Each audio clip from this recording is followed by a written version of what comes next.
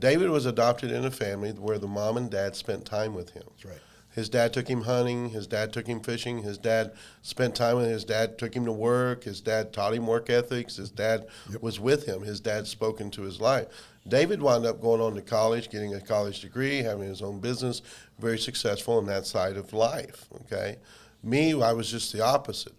I was adopted into, and I was the youngest of 6 kids. My dad had to work 2 jobs to support 6 kids, and my mom became a drug addict whenever I was 4 years old because she had a car wreck and broke her neck. Okay, so I didn't have the nurturing, I didn't have the love, didn't have the training. I mean, I do know 2 years out of every year, my dad would take us on vacation, and we'd spend 2 weeks fishing or 2 weeks swimming or 2 weeks boating, 2 weeks on vacation. But after 2 weeks, he went back to work, and that was it. The only time he was in my life was discipline, but he was never there for academics. He was never there for sporting events. He was never there to train me or to teach me, and he really didn't know how, okay? Yeah. But that was the difference in night and day of David's life and my life, and how we come to where we're at today. Well, thank God we got both of us because we both have training on both sides. Right. And at the same time, that's what makes this ministry unique, is because I go after the ones that were like me. That was naive, that didn't know what true life was, didn't know what wisdom was. And you've said before that you believe that people in prison, it is because of this reason. Oh, yeah. They've never had, and I've not really looked at it like that before I came here to this ministry, because you just think about people going into prison because they've done bad things. Right. They're well, that's guilty. a stereo. That's a a stereotype. huge thing right It's a there. stereotype. That Yeah, they've it's gone- also true in a lot of cases, but it's still. But there's a reason behind that. That's and right. Nobody's like me or my family. We don't see the reason behind why are they there. Yeah. Right. You never encountered They don't want to be bad. Nobody wakes up when they're 4 years old and says, I have a desire to be a professional criminal. That's not that's not how it works. But they are modeling themselves after what they're seeing. By the time they're 13 or 14 or 15, they're saying, I'm going to be a professional criminal because I'm going to run drugs. I'm going to carry guns. I'm going to, do prostitution, because that's what they see in their parents. That's what they see in their relatives, their uncles, their aunts, or what's going on around them, especially in the drug world or the drug culture. That's what they see, so they're going to mimic that. And it's glamorized on TV. It's glamorized in Everywhere music. you go. It's glamorized on MTV Hollywood. videos, Hollywood. It's all How glamorized. important So it they don't show you the bad side of it. They just show you No, the no. parties and everybody's having fun and there's plenty of money to go around. And so that's what the kids aspire to do. Well, I was with a girl that is in Wings of Freedom here, and she's now 2 years free. She talked about her and her husband going into the casinos and how it started just fun. Just fun, and it took everything away from them. Oh, yeah. And they never saw the end because it's so glamorous. It's fun. Go in, have some fun. Oh, yeah. But the glamour stopped soon into it. All of a sudden, they're addicted not only to drugs but to gambling, and it took their whole life away. Well, what gets me too is it's a deception. It's a complete deception. You watch the commercial, all right? You see the young couple, dressed to the nines, they're having a ball, everything, the slot machine's dumping money out. I mean, everything's awesome, right? But when you actually go there, what do you see? You see like a 70-year-old, dude with an oxygen tank sucking on a cigarette and pumping quarters into You're a exactly machine right. and never winning. Or very seldom winning anything. And you look at that and it's like, well, that's not what I saw on TV. Well, no. What you saw on TV is a lie. It is You know, a when you lie. walk into the It's casino, fake you see what's reality. actually going on. That's the truth, and they're not going to show you that on TV. Absolutely. You can go into any casino, walk from one side to the other, and you don't see a lot of joy. You don't see a lot of happiness. You don't see a No. lot of peace. If No. anything, you see misery. Misery. And you see deception. Yep. And it's so sad because they're sitting there just like animals. Oh yeah. You know, just all they're doing is hitting that button and watching those numbers to see if they hit. That's right. And if they hit, they win $50. Oh, it's great, but then let's go back. Well, they don't even recognize it took them 150 to get To there. get to 50. That's what happened. There's a reason why casinos are growing and they're building, and that's because they're making money. Tammy and I actually took in a young girl years ago, and we're still in touch with her. But her mother was addicted to gambling and casinos, and she started off by leaving her baby girl, her daughter, in the car. Mm-hmm. And then as the years progressed, she got to where she would allow her daughter to come into the casino, but there were areas where she couldn't go, obviously, because there were age limits. So she would just basically let her run around the casino. And where it ended up was the mother actually left her daughter at the casino. Left her there. She went there for the weekend and then just got in her car and left. And the girl was going around eating and asking for food off the plates of people that were in the casinos, and somebody called DHS. And that's how we got her. Is because her mother just left her at the casino. Because her mother forgot. Well, family. It maybe once, but it was the third time when DHS took her. Right. The third time she'd been left at the casino, and she was sleeping. She was sleeping in the underneath the booth, and they found her with a plate of somebody else's food. Yep. So that's how bad the addiction was. Well, and then people don't understand addiction either. No. There's a lot more involved to addiction. Like, what do you mean? Huh? What do you mean when you say that? There's chemical changes in the brain. You lose the ability to feel joy unless you're on a chemical. Well, your life becomes so consumed by a substance that if you don't have that substance, you have no emotion. Your emotion is saddened, depressed, oppressed. You have no direction.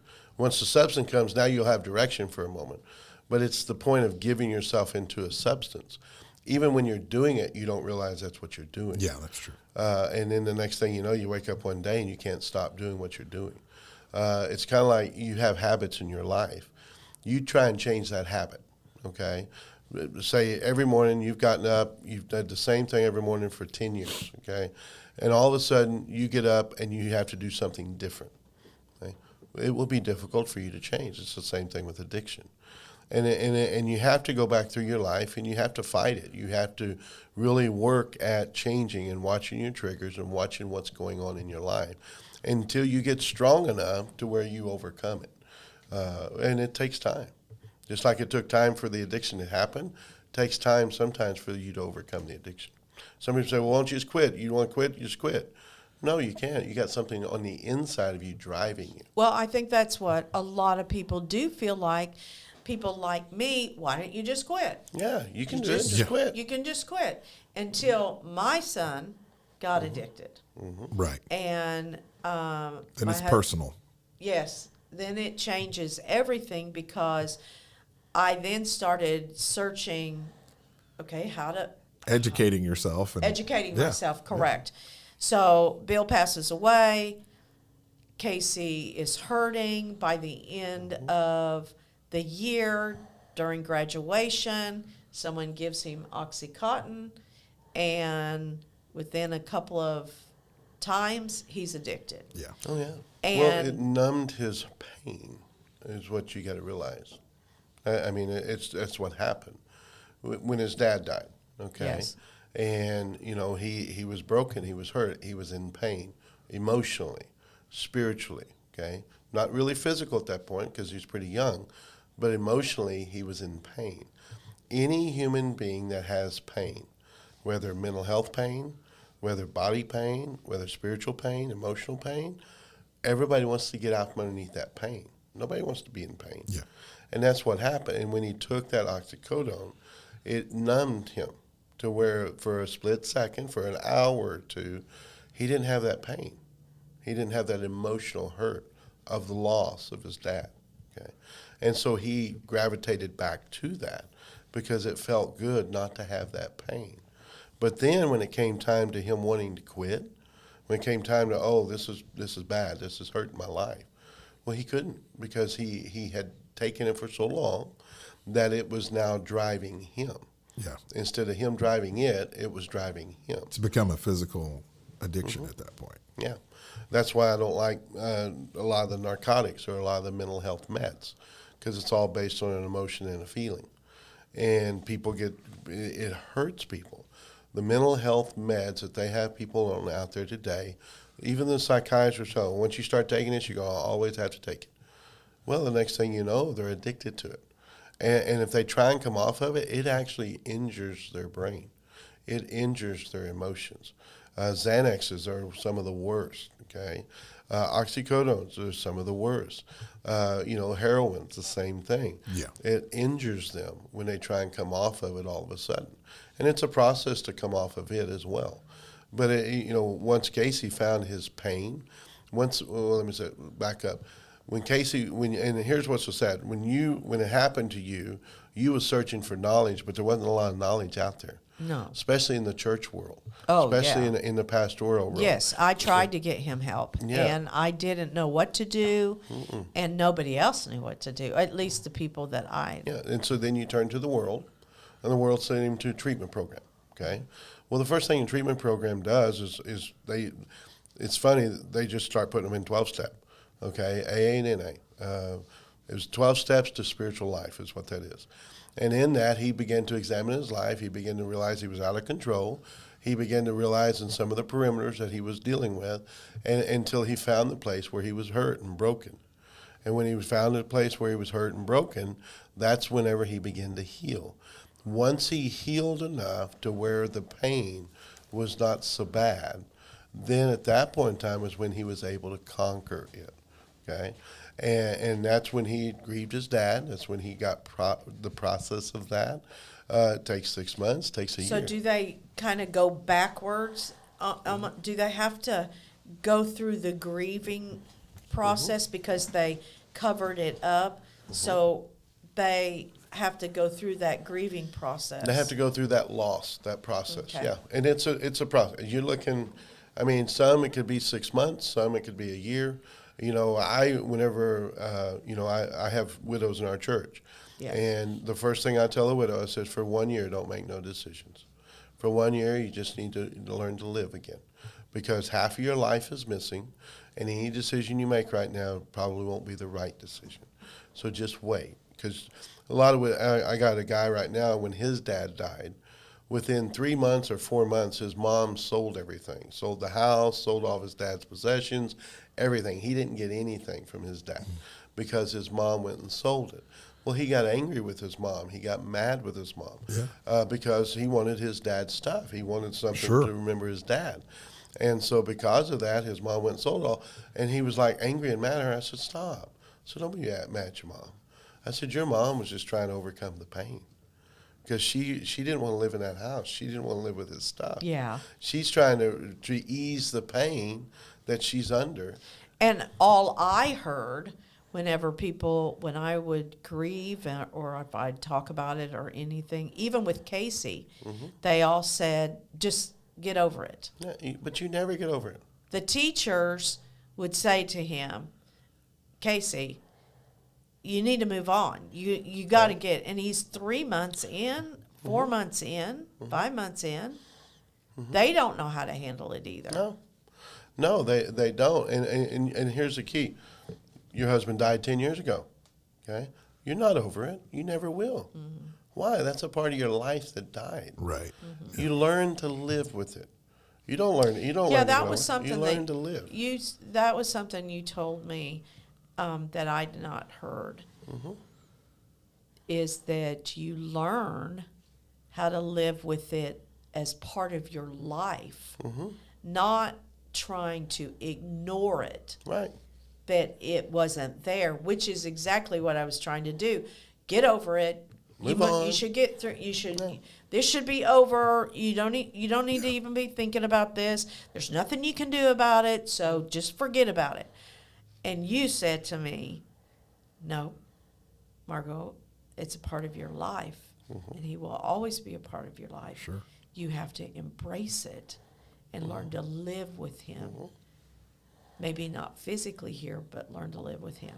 And so, I don't know if I did tell you this, but we actually went and celebrated his life this year for the first time, and it's been over 10 years. And how did that feel? It felt great because, of course, you're going to make me cry right now, I don't mean to make you cry. you know, Well, because it felt great. It felt great that, you know what felt great about it was that I didn't have to keep pushing it away. yeah, you could embrace it. And that's what you don't realize. I didn't realize.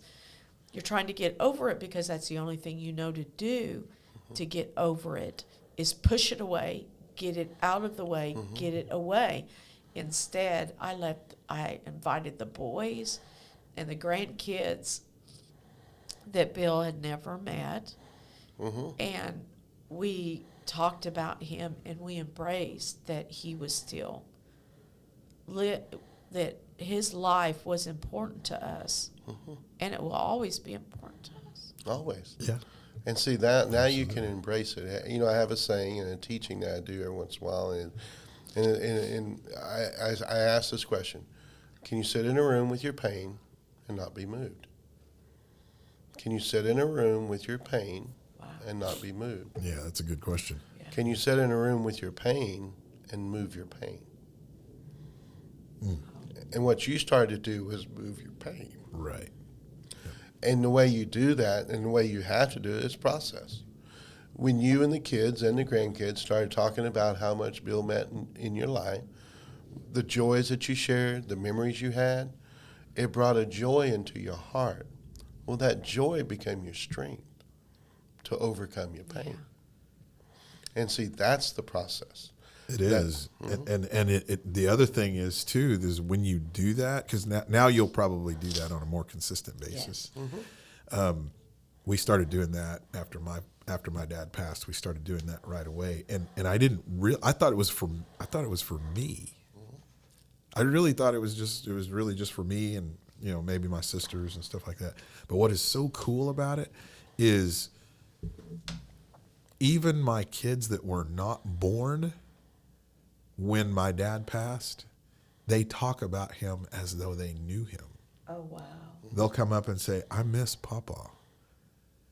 Oh, wow. I miss Papa." And I'm just like, you weren't even born. But because we keep his pictures and because we talk about him, because we celebrate his life, a lot. Ongoing We talk basis. about him a lot, on an ongoing basis. They have formulated their own little memories of him that really didn't exist in reality, but they have an image of him and what he was like just from us celebrating his life. Yeah, it's pretty cool. I've had every one of my kids have done that. That's come along after his death. I can tell that my oldest son especially really wants his dad's memory to be a part of their life. Yeah, Well, yeah, that's the legacy. absolutely. And see, you stop trying to kill him. They stop trying to kill him. Stop trying to bury him and Yeah. I mean, celebrate his life. Celebrate what he impacted on this earth. Changes everything. But see, that's where a lot of people miss it in addiction. You go to any treatment facility, the first thing they're trying to do is find out when you became an addict. What happened in your life? What trauma? What hurt? What pain? Because no one wakes up one day and says, "I want to be an addict." right. It is a process into. They go start having fun, like going to a casino. They start going to having fun. They might even win a little bit the first time, and they're just enjoying that. But then they had a joy of that, and they keep going at it. But then a trauma happens. Something goes on in their life, and then they go and start numbing the pain. And then next thing you know, they wake up one day and they can't stop. And that's where the addiction comes in. Alcohol is the same way. When people drink alcohol and they run into alcohol, it's because they're trying to cover up the pain. Yep. That's absolute fact. I mean, I've got 4 kids that are adopted, and every one of them are a product of addiction through their parents. And I guarantee you their parents love those kids. There's no question. Oh, they love They them. loved those kids. There's no question that they wanted to be in their lives and be involved. But the addiction was so strong that they would choose the chemical over the child. Yeah, and then they feel so guilty. And they feel so low. They feel so shamed. They feel so bad because they can't whip this, but they love their baby. But the problem is they don't know how to be a mama. They don't know how to be a daddy. That's another step in another process of growing and becoming sober and living the life is learning how to be what you're supposed to be. Through my studies, whenever I went to prison, I realized that a part of me in my addiction was I was running from being a father. My wife brought 2 boys home, and I'm like, I don't know how to be a daddy. I never was trained to be a daddy. You think it comes automatic, but when it doesn't. No. It doesn't. You're a product of how you grew up. And that is really, like you said, I'm naive about that things. Because you was taught. My family was such a good family. I mean, we weren't perfect, but it was a unit of 5 girls, a mom and a dad, and so you don't really realize all you get. No. You don't. You don't. No, you don't. Don't realize the blessing On the you good have. and the bad, Yeah. because you don't realize, well, I know how to do that. Well, I know how to do that. I know what a dad looks like. Right. I know what a mom looks like. I know what sisters look like. I know what it looks like to take a bath every night. You are required to, Right. Yeah. Some families only But- take a bath once a week. And Some families. sometimes they don't have running water That's to it. be able to take a bath. So, it's So- not because they don't want to. See, my dad, my adopted dad that raised me, he dropped out of school in the 8th grade. Okay, so he had no education. He grew up on a farm, and he knew ethics, he knew working, but he didn't know anything else, really. He never was taught himself. They didn't have running water in their house when he grew up. Okay, and so he was thankful to have running water in the house. He was thankful to be able to pay the bills. He was thankful for being able to put food on the table. Right. And what he told me in his latter days, his last 5 years of his life was probably the best 5 years of our relationship. One of the things, because I asked him, I said, why did you adopt me? He said, I want to give you a chance in life. He said, I promised you that you'd never go to bed hungry. You'd always have clothes and you'd always have a roof over your head. And I think I made that happen. And then when he said that, I was like, yeah, you made that happen. Yep. And he did. That's what That was success. To him, in his that was his world, that was accomplishment. success. Yeah. Yeah, I remember the first time he told me he loved me is whenever he came to visit me in prison. And he walked in the visiting room and he gave me a hug and he said, I love you, son. I think you've been done wrong. And that was the first time I remembered him saying, I love you. And see, that's when life changed. Okay. But he felt I was done wrong because I got 80 years in prison. Well, I felt I was done wrong too, but God had a different plan. That's what it took. That's what it took to get my attention. That's what it took to change my life. Because it's like God told me, if I'd have gave you 1 day less, you would have thought you could have done it on your own. You never would have seeked my face and the knowledge of my grace. I would have never seeked God for a miracle. It's funny how he gives us what we need and not what we want. Oh, yeah. Oh, and that's love. Knows exactly what we It need. only though. was a miracle. It only could have been a miracle for you Praying grandmother. and a praying grandma. Praying grandma. That's what I told the church Sunday night. I said, if you're a praying grandma, you don't stop. I'm a product of a praying Man, grandma. it's true. It is. Well, that's Real with Pastor Dixie. That's it. I'm Marco Bush. I am Pastor David Harrelson. And I'm Pastor Dixie Bedworth. Thanks for joining in. Thank you.